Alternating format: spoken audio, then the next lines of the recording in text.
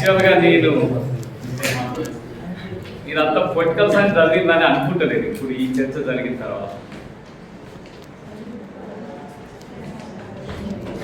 ఎందుకంటే I'm so sorry to say actual basic principle ఎవరు మాట్లాడాలి, ఎవరు టచ్ చేయాలి. ఒక్క క్యాండిడేట్ నుంచి ఒక్క వర్డ్ వచ్చింది తప్ప దానికి క్లారిటీ రాదు. ఏంటంటే ప్రపంచంలో రెండు రకాల ప్రభుత్వాలు ఉన్నాయి. ఒకటి అధ్యక్ష తరహా ప్రభుత్వం, రెండోది పార్లమెంటరీ తరహా ప్రభుత్వం. మన దేశంలో ఉన్నది ఇది చెప్పండి. పార్లమెంటరీ తరహా ప్రభుత్వ లక్షణం ఏంటి? మెజారిటీ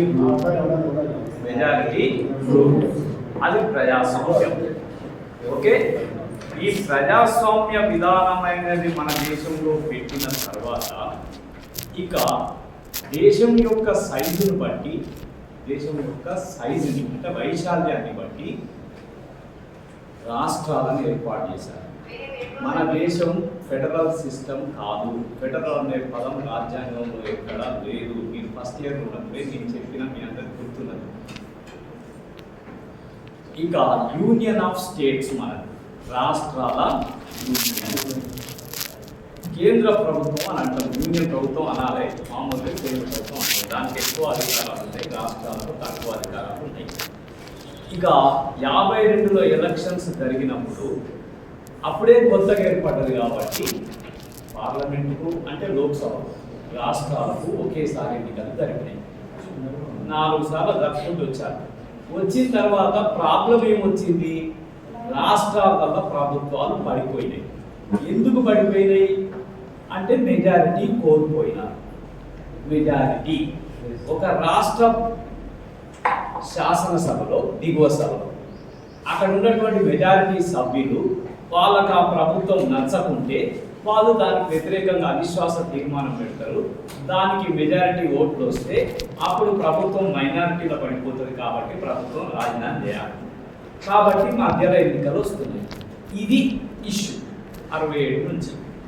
ఇక ఇప్పుడు మళ్ళా నేను కొద్దిసేపే మీకు విషయం, బేసిక్ విషయం చెప్పి వదిలేస్తాను. జమిలీ ఎన్నికలు ఏంటిది? కేంద్రము, రాష్ట్రము, తర్వాత లోకల్ గవర్నమెంట్స్ అన్నిటికి కలిపి పెడతారే అనుకుందాం. పెట్టినాక మరి మళ్ళీ ఈ ప్రభుత్వాలు పడిపోతే ఎట్లా అంటే ఆ కాలానికి మళ్ళీ ఎన్నికలు పెడతారు. మళ్ళీ అర్థం ఏమన్నా ఉన్నదా? ఏం మాట్లాడతాను మనం ఇప్పుడు? నా దగ్గర పేపర్ క్లిప్పింగ్ ఎడిటోరియల్ సాక్షి నేను తీసుకున్నా.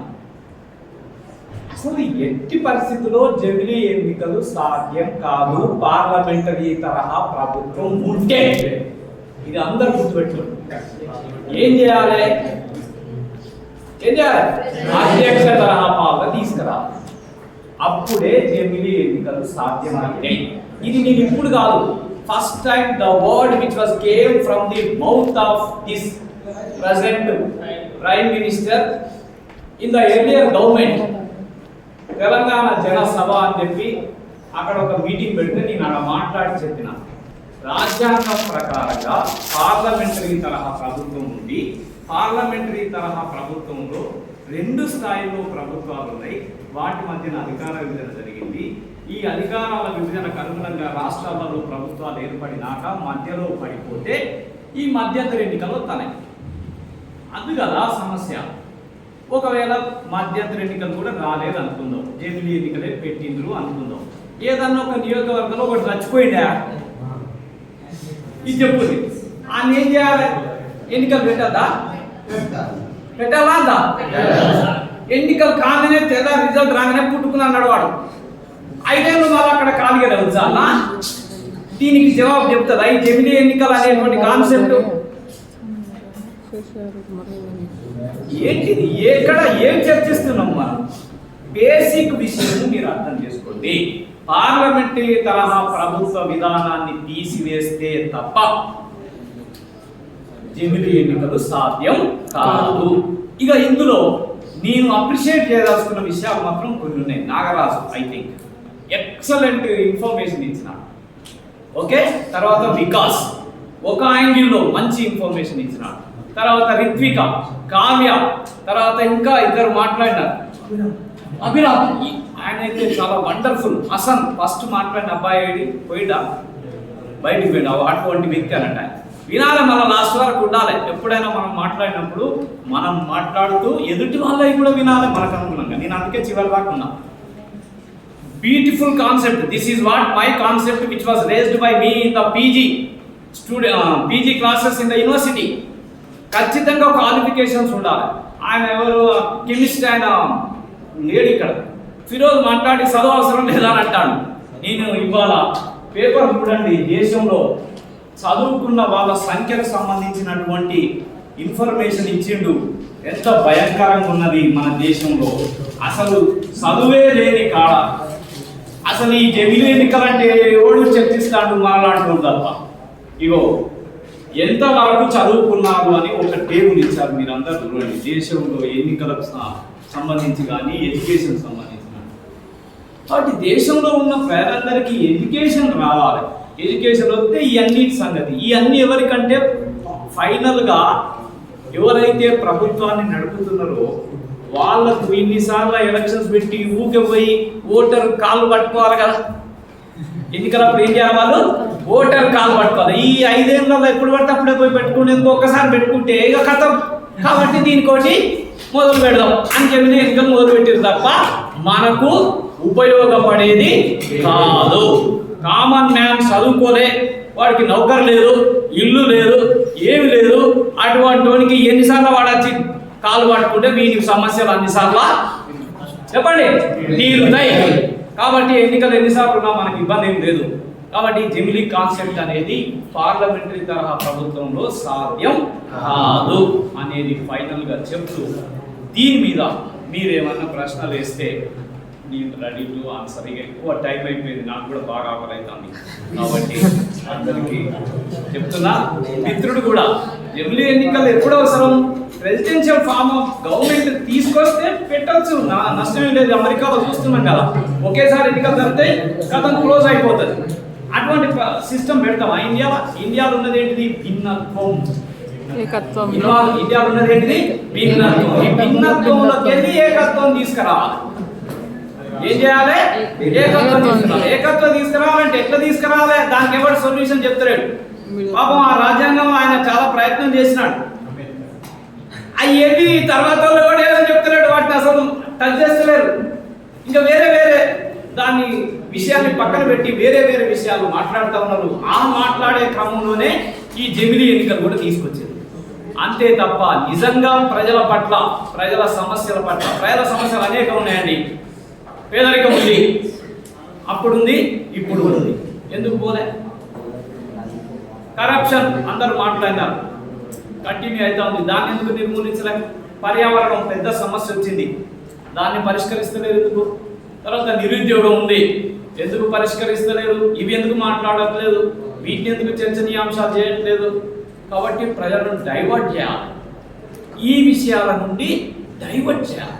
ఇప్పుడు మీరు చూడండి, జమిలీ ఎన్నికల బిల్లు పెట్టిరా, నిన్నటి నుంచి ఏం జరుగుతూ ఉంది? అంబేద్కర్ని తిట్టిండు, కాదు వీడు వాడు అనుకుంటాను.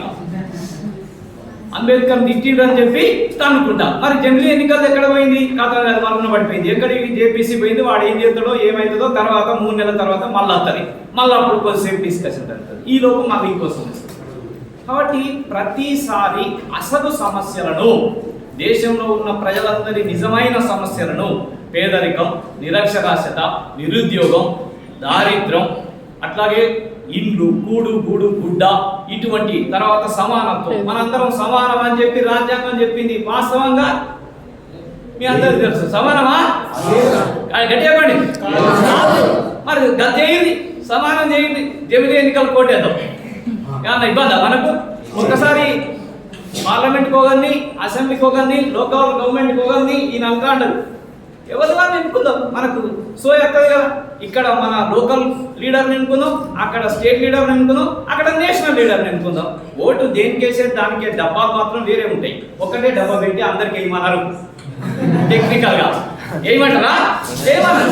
దానికే డబ్బాలు ముంగడ పెడతారు, లేదా బ్యాలెట్ ఇస్తారు మనకు. కాబట్టి అది పెద్ద సమస్య కాదు. మన సమస్యలు ఆడవాళ్ళ మీద అత్యాచారాలు జరుగుతూ ఉన్నాయి. దానికి ఏమన్నా సొల్యూషన్ ఉన్నదా? నిర్భయ చట్టం తెచ్చిండ్రు, ఎక్కడ అమలు అవుతా ఉంది? వరకట్నం ఉంది, ఎక్కడ అమలు అవుతా ఉంది? ఆస్తి హక్కు ఉంది ఆడవాళ్లకు, ఏడ అమలు అవుతా ఉంది? ఇవన్నీ మాట్లాడుకోవాల్సిన విషయాలు కాదా? చెప్పండి. మరి మన ఆకలికి, మన పేదరికానికి, మన దరిద్రానికి మనం చర్చించాల్సినటువంటి అవసరం ఉంది.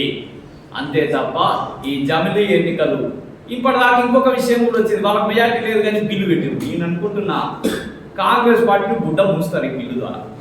ఎందుకంటే ఆ 100 మందిలో 50 మందిని వాళ్ళు ఉంటారని నేను అనుకుంటున్నా. ఎందుకనంటే వాళ్ళ దగ్గర డబ్బులు ఉన్నాయి, అదాని అంబానీ వాళ్ళ వెనకాల ఉన్నారు. కాబట్టి కాంగ్రెస్ ను బతకనిచ్చే పరిస్థితి ఉండదు. ఒకవేళ కాంగ్రెస్ లో ఉన్న వాళ్ళందరూ ఆమెకు అమ్ముడు పోయారు అనుకోండి, ఆ బిల్లు ఆమోదం పొందింది అనుకోండి, రేపు జమిలీ ఎన్నికలు వచ్చినాయి అనుకోండి, ఏమైతుంది మనకు? ఏమైతుందండి? ఏం కాదు. మన పేదరికం పోతుందా? నిరుద్యోగం పోతుందా? నిరక్షరాస్యత పోతుందా?